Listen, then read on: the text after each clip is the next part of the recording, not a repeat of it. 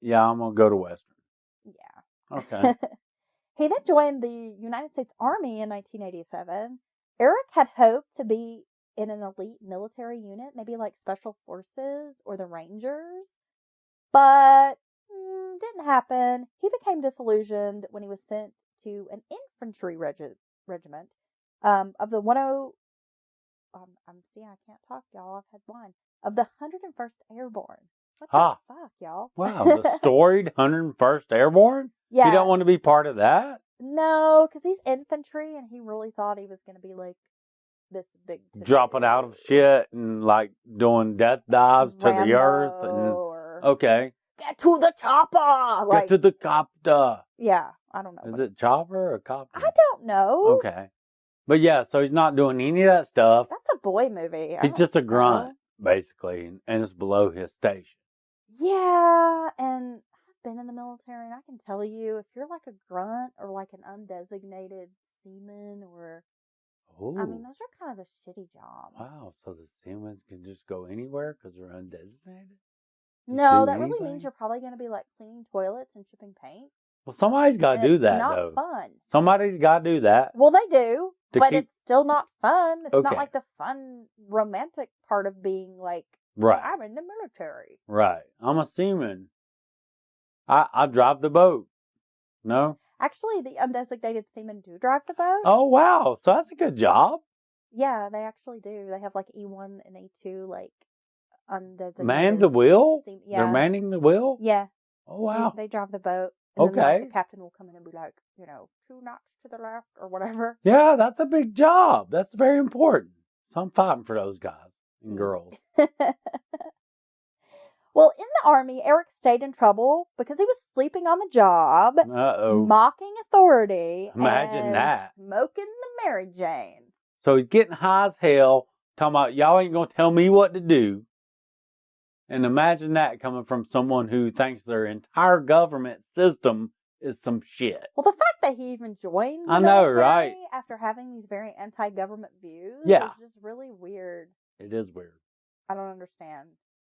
He was discharged before his enlistment was up. I believe he got like a general. Like, he didn't get a dishonorable, but it was like a general so he kind of lucked out in the middle. Yeah. Which is still not like a good discharge. Well, it's not honorable discharge.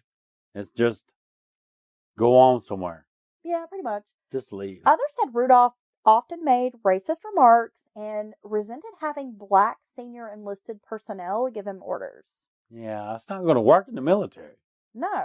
Because there's a lot of white, black, and brown up in the military.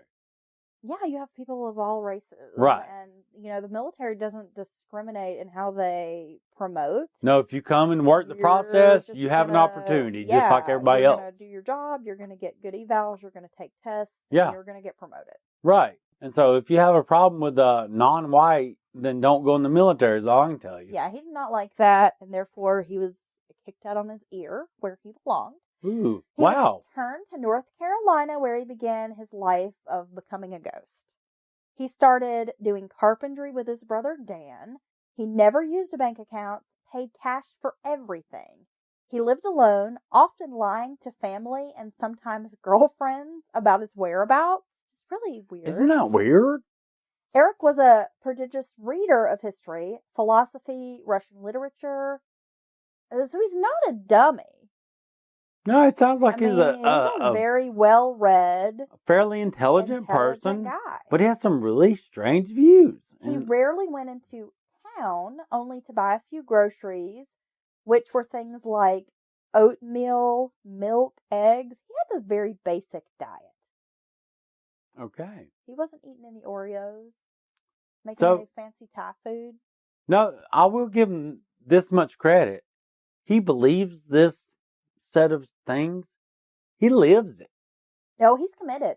He's committed to staying off the grid. Disciplined. And staying, that takes so much effort in your daily life to kind of like people not know what you're doing and where you're at every day, and not like just, buying into all the extravagance of American lifestyle and all these things. He kept everything so plain and so off, kind of on the edge of society. The only thing he seemed to splurge on or treat himself with was video rentals. Oh, not the VHS. Oh, yeah, the VHS tapes. Wow. January 30th, 1998, Eric makes a purchase in a local store and disappears. He purchased $180 in food, and I believe it was from the Bilo grocery store. Because by now, he's seen the news, and he knows they know who he is. That and they're looking for him. He is the Birmingham abortion bomber. Right. Hunters find his truck at the bottom of a mountain in the Nantahala forest. Investigators later find a receipt in the truck detailing dry foods with high caloric content, leaving the FBI to speculate that if Rudolph rationed his calories and if he's a survivalist and he understands what the human body needs, how much energy he's going to be exerting, that he could probably survive for about 6 months on the grocery items he purchased. So just as one purchase, he has 6 months worth of supplies. If he possibly rations them in the which right he probably does way. know that shit because he's been eating and living and breathing this shit for years. In the initial search for Rudolph, they began at his Caney Creek Road trailer, which was in Murphy, North Carolina. This is a rental property. He paid cash for this property. Didn't have any telephone line. There was no phone at the house. It was mostly furnished. So he's living this really sparse existence. Right. In this rental. The property was scoured, but few things were found. Again, he was living a very sparse existence.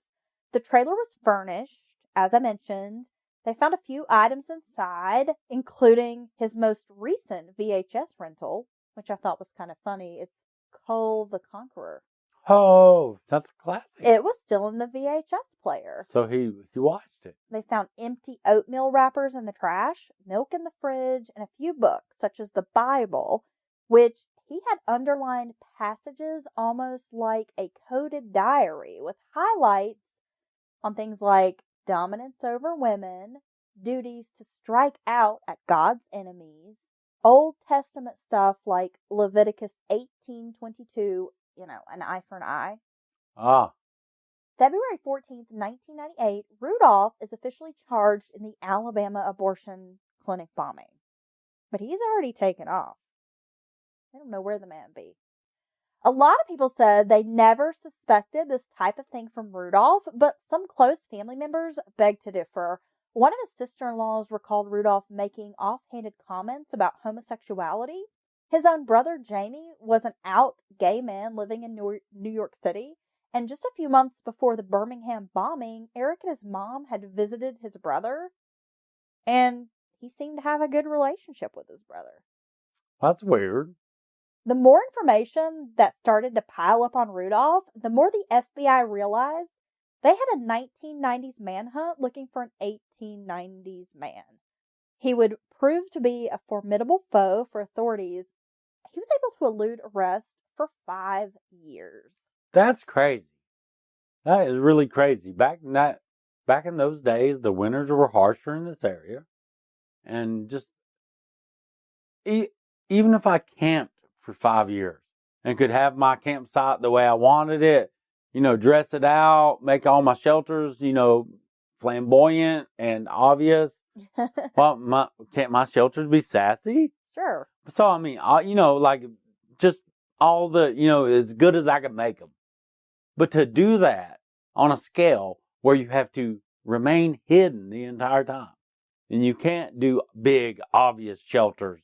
You can't have cool-ass campsites with everything you can dream of.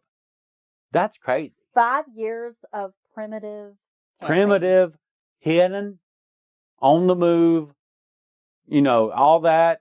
No resupply, no going to the store and getting all the stuff you want when you want to. That's pretty crazy. Authorities pieced together that Rudolph's reign of terror actually began in Atlanta at the Centennial Olympic Park, where the 1996 Summer Games were underway. On July 27, 1996, attendees were enjoying the revelry when around 1:20 p.m. an explosion rocked the park. 2 people died and 110 were injured. A security guard named Richard Jewell, which is basically like a household name at this point, was dealing with some rowdy teenagers. He went for help, and when he returned, returned, he saw this abandoned backpack in the area. Bomb specialists came in and ordered the area to be evacuated. The bomb exploded. Let me tell you a little bit about this bomb. This is a fucking just masterpiece of a bomb. Yeah, from in a bomb perspective. Yeah. 3 metal pipes, 12 inches long, 2 inches thick, 1 1/3 pounds of accurate arms number 9 smokeless powder, electric matches inserted into drilled holes in the pipes. Now, these electric matches are used in pyrotechnics, and they're pretty much available online now, but you can get them like wherever you would buy fireworks or order fireworks. Right. So this is like not a tough thing to access when he was building this bomb. Each pipe had 4 rows of masonry nails, 45 nails per row. The total pipe bomb, which was put in like an Alice pack, like they carry in the military, together weighed 45 pounds. Right. 30,000 law enforcement members were assigned to protect the Olympic Games that year. Rudolph later insisted civilian casualties were not his intention and were a mistake. He aimed to take out law enforcement who would respond to the threat. Right. He actually called in a bomb threat for the area. Yeah, but due to some logistic inconsistencies, it was not communicated quickly enough to evacuate the area. So allegedly, according to him, his intentions were evacuate the area, cops, various agencies would flood the area to respond, and then it would go off. Right. And so he's looking to just scar the federal government, if you will, attack the federal government. But that's not how it worked out. He was like, a motherfucking cop killer. Yeah, basically. He also put a steel plate in the back of the Alice pack to try to direct the blast, yes, which it didn't do because it was such a large pipe bomb, the largest in American history. The bomb in Atlanta was the biggest pipe bomb ever constructed and used in the United States. Right. And so he tried to direct the blast with a steel plate, which is almost like an improvised claymore mine, if you will. And at some point, authorities thought, hey, this person has had military training of some type. Jewell, who later was considered a hero for saving more than 24 lives, was initially considered a prime suspect. He was cleared about 3 months after the bombing, but a dark cloud loomed over him until Rudolph's arrest. Richard Jewell died of a heart attack in 2007 at the age of 44. And of course, now there's the film. Right. Was it Clint Eastwood? I think so. That directed that. Yeah, it's some big thing that's coming out. But Jewell actually settled out of court with CNN. He sued them, I think, for defamation, if you will, for $500,000. That ruined his life with this. Yeah, well, they thought he was the hero cop scenario where you plant a device, then you find the device, if you will, in quotations, and then you save everybody. So you're the hero, but you actually caused the situation. That was not the case here. But they thought possibly, and one reason of some of the ATF agents believe that that's not the case, this hero cop scenario, if you will, is because the device actually went off. It was dangerous. It was meant to kill and maim. And that's not typically what you find in these hero cop scenarios, if you will, with these false devices. And then, you find it and then you get all the, credit for finding it. Not to mention, he's just a fucking security guard. He's just a security guard. Probably not making that much money. He's doing his job. Yeah. He notices this package. He did raise an alarm, and they did start to clear the area, and he really did save lives in the injury. So it's really sad, kind of sad side note to this whole thing with Eric Rudolph, that this Richard Jewell got drug into it. And you know how the media is. Even back then. Oh, it was a circus. In 96, 97. I mean, they were already basically convicting this guy. Right. In the public court of opinion. Right. And they're just like, oh, yeah. And they came up with all these other scenarios of what it could be. And it wasn't what it was. And, yeah.